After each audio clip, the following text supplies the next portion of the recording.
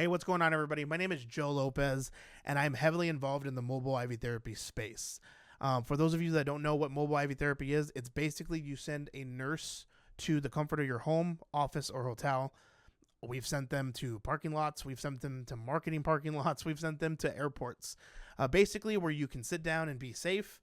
They can administer an IV directly into your veins, and that's pretty much what mobile IV therapy is. Now, for those of you that are probably more than likely watching this video, you guys are watching it because you want to know how to build a mobile IV therapy company. I'm going to basically go through my background, and then I'm going to go through 25 questions that I've been asked over the course of my career over the last 7 years in this space. So let's get into it. So again, my name is Joe Lopez. I got recruited back in 2020 to 2021 to a Arizona company that was doing 1.6 million in revenue. And we were able to lead them for the last 4 or 5 years and got them from 1.6 all the way up to 12 million in revenue, averaging out anywhere from 9 to 10 million in revenue. Net sales probably 400,000 less than that. And we did a phenomenal job. In 2022 to 2023, I founded a mobile IV therapy company here in Arizona as well, and I got that company from 0 to 2 million in about 13 months. After that, back in 2024, there were a couple other companies, some in Utah, one in Colorado. We were able to get those companies up from 0 to $650,000 in the first year, which wasn't as good, but it's still something. And then now, there is another company that I founded that I am building from the ground up. And we're in, I would say, 9 states, pushing into 14 states now. By the end of 2027, I'd love to be in 25 states. And that revenue now is on its way. I believe we're doing, I want to say it's been 6 months. We're on our way to 3 million in revenue, probably 2.7 net sales. So with that being said, I know what I'm doing in the mobile IV therapy space. It's a field for some reason that really connects with me. And I'm really good at 2 things. I'm really good at making sure the nurses that we hire know our standards. And number 2, I know how to make that phone ring more than I think anybody else. I've had so many stories on my end, but that's not the point for this video. If you have any questions, please feel free to ask in the comments. But let's go ahead and jump in to the comments. How much does it actually cost to form a mobile IV therapy business? Well, it depends. What state are you looking for? Are you looking to go into New York? Are you looking to go into Florida? Are you looking to go into Texas, California? That's going to cost a lot of money. You're looking into the hundreds of thousands if you want to go and be top dog in one of these states. Now, let's say you wanted to go into Albuquerque, New Mexico, or let's say St. Paul, Minnesota. You could probably get by $5,000 to $10,000 to start. It's not a lot of money to start a mobile IV business. The main upfront cost that you got to worry about is obviously getting your website, getting people that understand and know how to lay the foundation so people can actually find you on Google. You got to buy your supplies, and then ultimately it's more of just focusing on getting the call volume in, which is marketing. So let's say, for instance, you're jumping into this field, okay, and you're going into, let's just say, Albuquerque, New Mexico. You're going to need at least $5,000.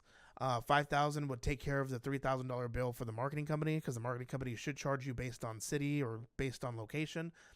Then you're going to have to spend about $100 a day on Google ads. So right there alone, you're already spending $3,000. So that's $6,000 burn on top of your medical direction, good faith exams, supplies, insurance, malpractice, ACLS, BLS, your PALS, and getting all that squared away. LLC, licensing, domain. You're probably looking to start Albuquerque, New Mexico with about maybe anywhere from $7,000 to $10,000. That's a small state. Now, you're obviously going to start this. You're doing it yourself. You're probably running calls, and more than likely the operator is going to be somebody that's in medical, so you have to run the calls. But if you're business, you're going to have to go and you're going to have to hire nurses, and you're going to have to do what you need to do to bring in nurses into the practice and obviously run calls.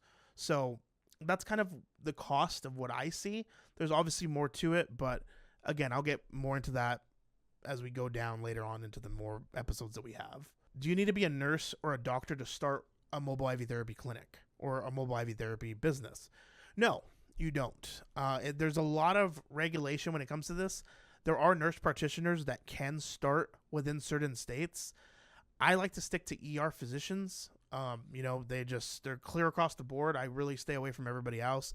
And there are probably some states that you can start as a nurse, but I wouldn't chance it. You definitely still need to have an ER physician doc on staff. Now, I don't want to get too technical, but we're going to jump into the next question. The legal structure that you need to have for a mobile IV therapy business.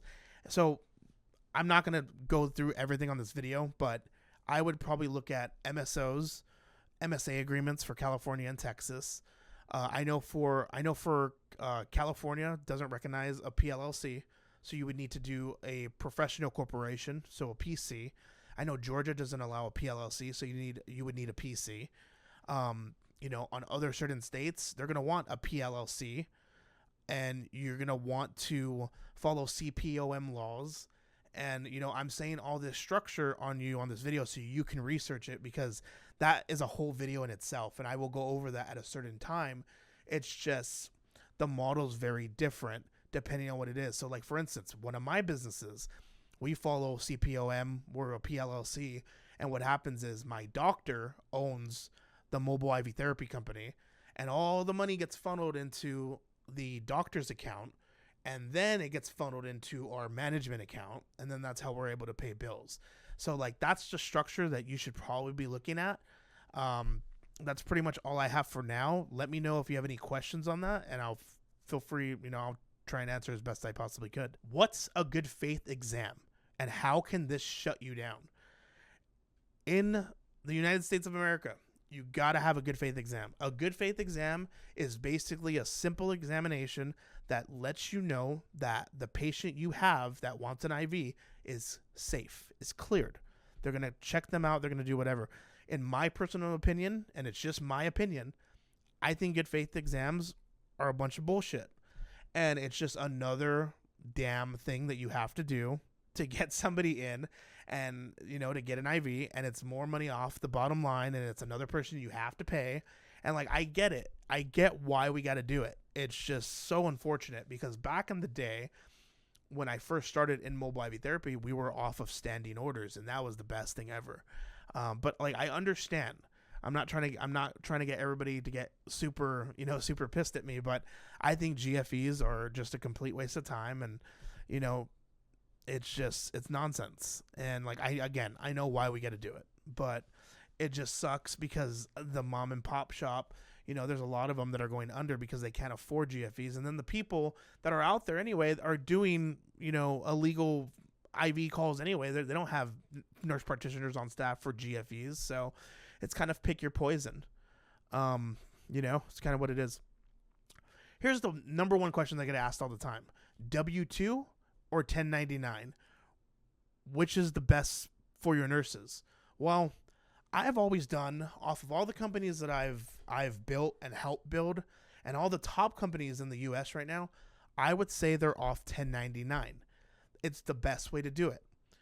A 1099 nurse is in charge of their own supplies, their own schedule, their own everything, their insurance, their malpractice, their ACLS, their BLS, their PALS if they're going to be servicing kids. You don't got to worry about any of that. You got to make sure they have their car insurance. You got to make sure they have a driver's license, because that is liability on you. If somebody gets in a car and drives to an IV, to one of your IV calls, and they get in a car accident and they hurt somebody or do something bad, and they don't have insurance, that liability falls on you. So you need to be prepared for that, and you need to watch out for that. Now, a W-2 1099, I'm not a fan of W-2. I know there are some companies out there that do W-2. I know some of them are succeeding, but that's just not my model. It's just something that I don't like. It's more of, you kind of look at it this way. So a W-2 employee, okay? A W-2 is going to show up to work and work. That's it. You can't really expect them to go above and beyond. You never can. This is your business. No one is going to work harder on your business than you. That's just it. So 1099, you spin it a different way. Like, hey, this is my business, but this is also your business. They work hard. They do hard. They're going to try and grab as many booking appointments that come through for you. They're going to try and drum up their own business. They're going to try and do their own thing. As a W-2, why would they? Why would they go the extra mile for you? So that's how I see it. 1099 all the way. And you're not really going to change my mind unless I meet somebody that has done 10 million in sales in the mobile IV therapy space and they're running all W-2. I don't see it. I know there are a couple companies out there that do it. I don't really see them being top dog, in my opinion. So, what do mobile IV therapy nurses get paid? Like, what's the commission like? So, out of my companies, there are companies, and I've seen it all. I've seen 60% for the company, 40% to the nurse. I've seen 50-50. I've seen 40% to the nurse, 60% for the company. I've seen 30% to the nurse, 70% to the company, and they do some type of like per diem or like, here's a per bag for $65 or $55 or $75. I've seen $100 a call, and it just, again, it probably works, and I'm probably being stubborn, but I've been doing this a very, very long time, and the best way to do it is 50-50. The nurse will appreciate you. It's 50% them, it's 50% you. You work your ass off in getting calls, the infrastructure, the business. They work their ass off in getting their regulars, their people, their side of things, and they make a shit ton of money. Some of you mobile IV therapy nurses out there make an insane amount of money. I think the most I've ever seen from a mobile IV therapy nurse, I think they brought in about $24,000 in 2 weeks. That's crazy. Like good for you. Like, hats off to you. Like, that's not anything off my back. I'm happy. I want people to make a ton of money in this field. But again, you got to treat your nurses correctly. 50-50 model. There are companies that are coming in, and there's other people that are coming in that are trying to hack shit and like, 45 to the nurse, 48 to the nurse, 40% to the nurse, and it's not going to work. They're going to join different companies that understand that 50-50 is the way to go. They trust in you. And even honestly, maybe during Christmas, Thanksgiving, bump them to 60-40. Show appreciation to the nurse. You will always have an insane mobile IV therapy business. That's it. That's how I've seen it. You start treating your nurse like shit and complaining and saying she's not doing this and like, it's just, no, that's just not what happens. Like, you want to take this as a partnership. You're here to help. You're here to work. You're here to cover calls where people need IV hydration, there's a lot of them in the United States. There is a lot of calls. There are a lot of sick people that need mobile IV hydration. If you just stick to, being nice and being, good on the 50-50, you're going to have a great business forever. So yeah, that's my whole thing on commission. How do you price your IV bags? Well, you got to look at it this way.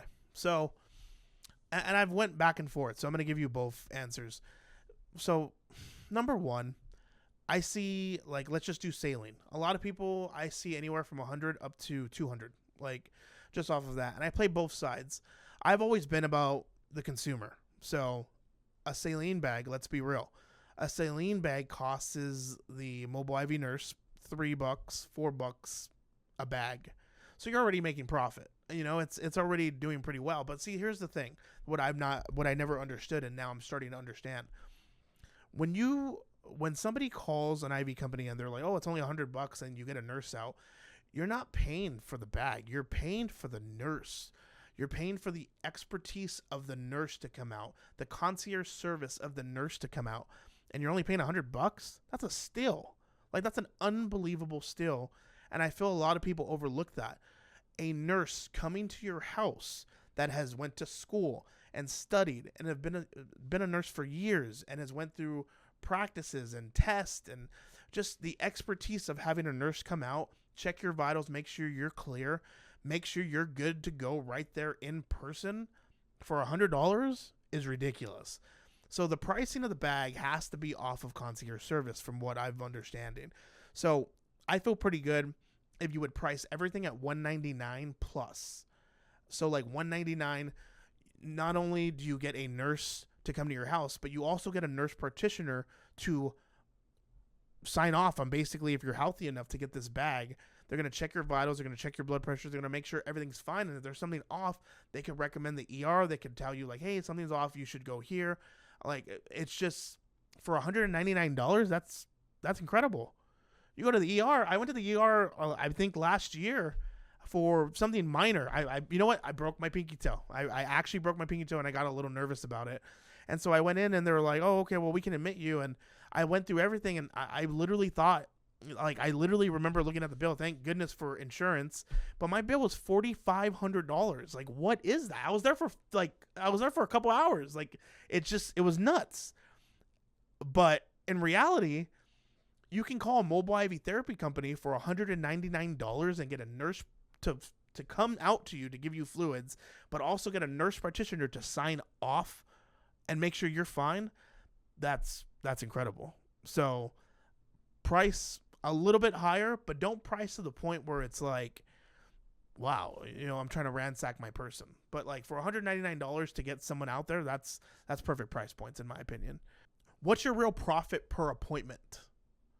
So the real profit per appointment, it all literally depends on how the call came through. So like for the business, if you have costs per acquisition,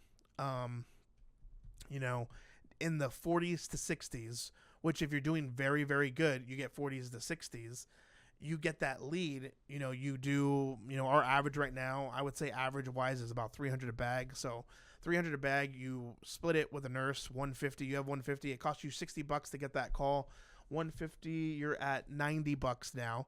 And then let's say you have management or this and that, like $90, that's the number you made on the call.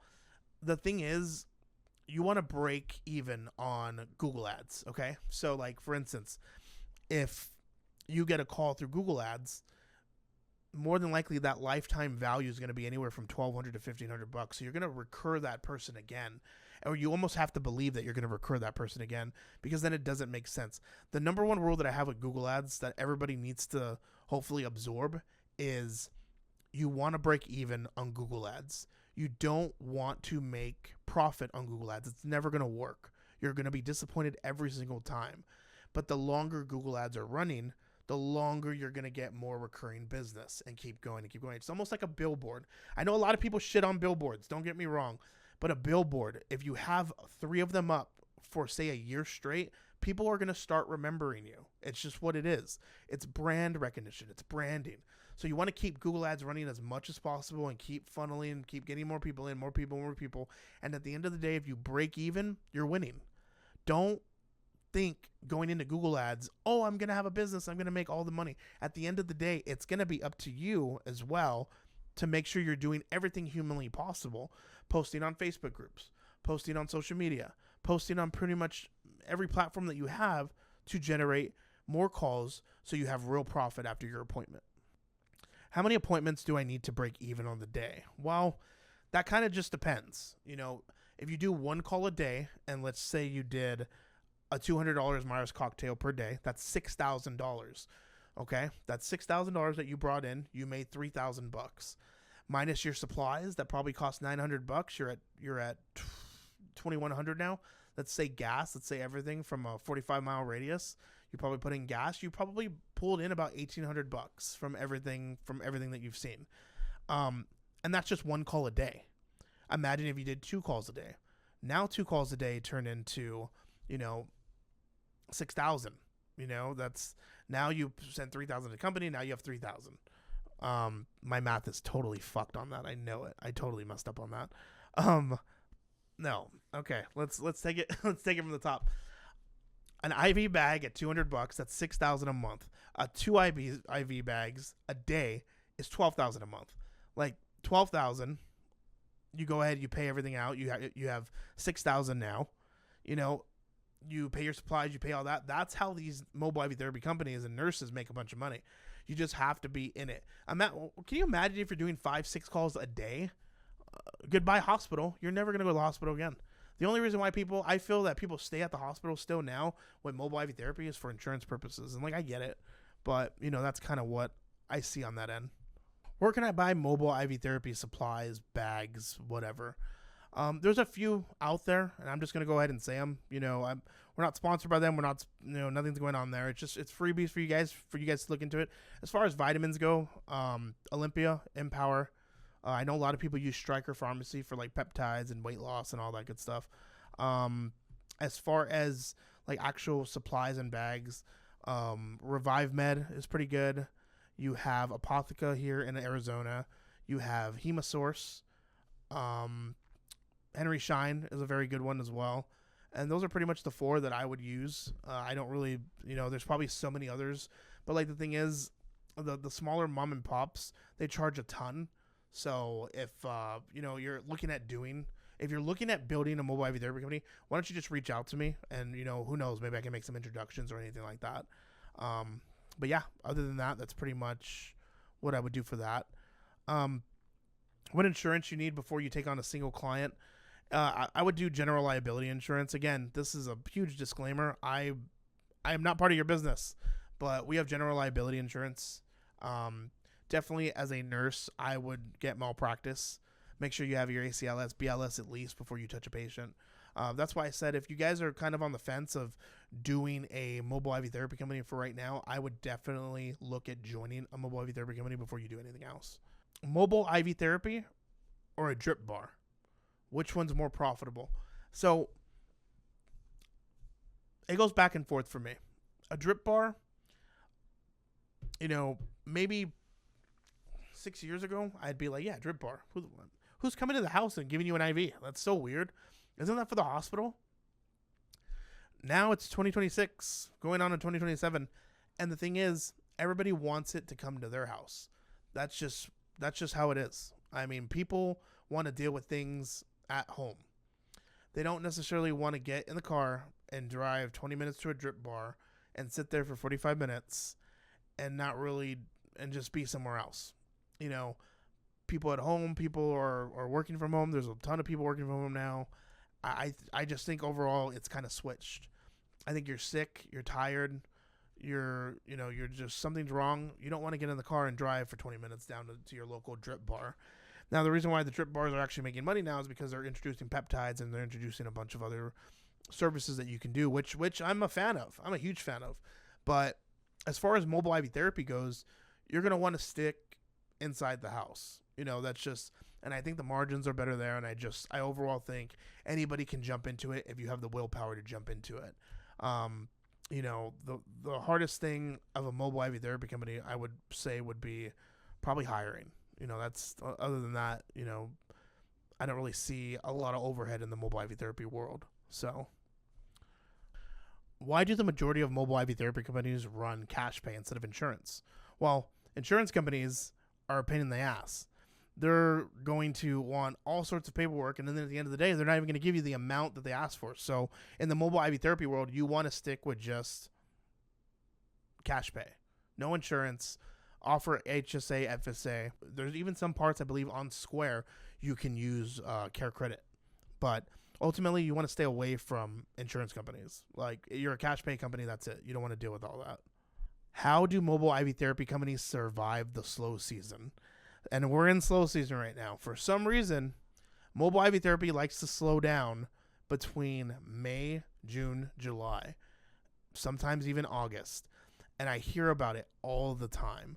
Everyone's like, oh my goodness, the call volume dropped. What's going on?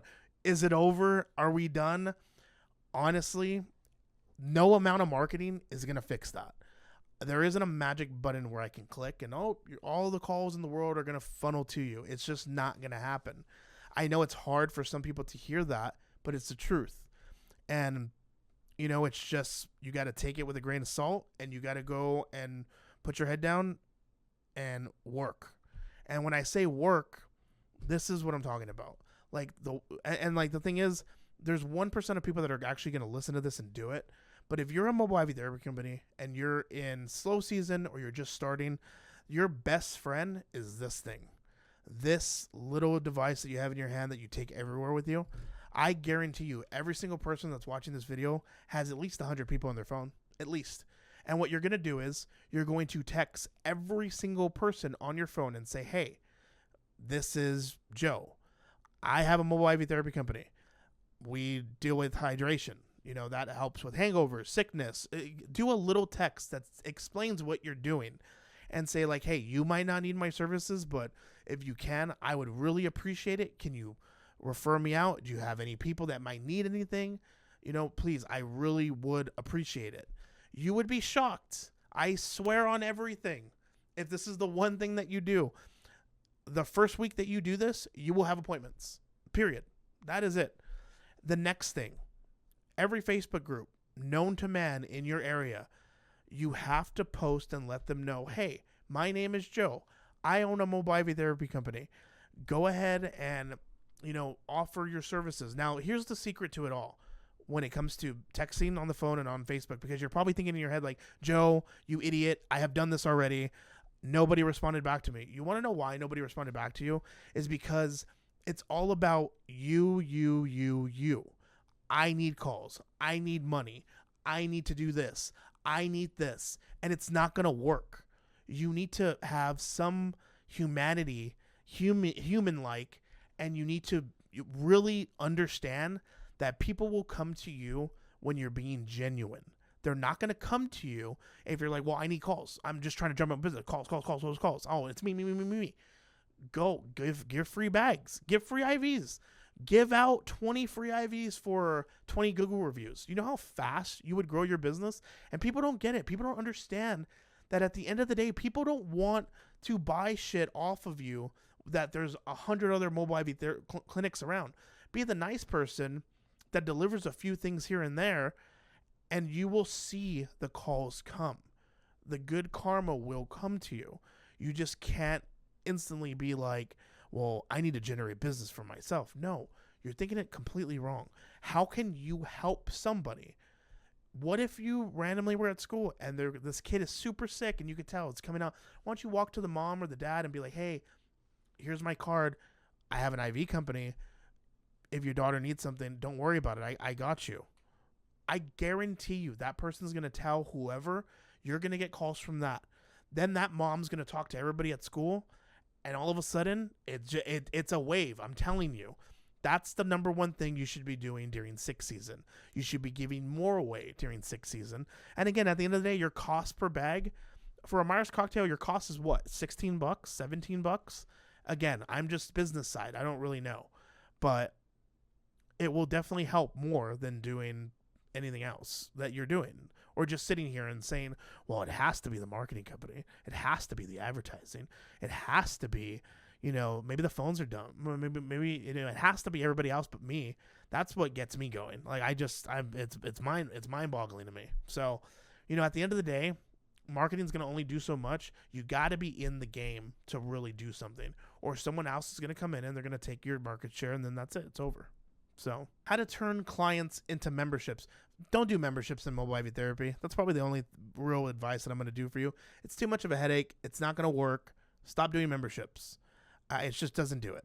If you own a brick and mortar, yeah, do memberships. But to get recurring business, recurring people in, you want to go ahead and just make sure you do excellent service. You talk with them. You follow up. Treat them how you would treat your parents. Treat them how you would treat your family.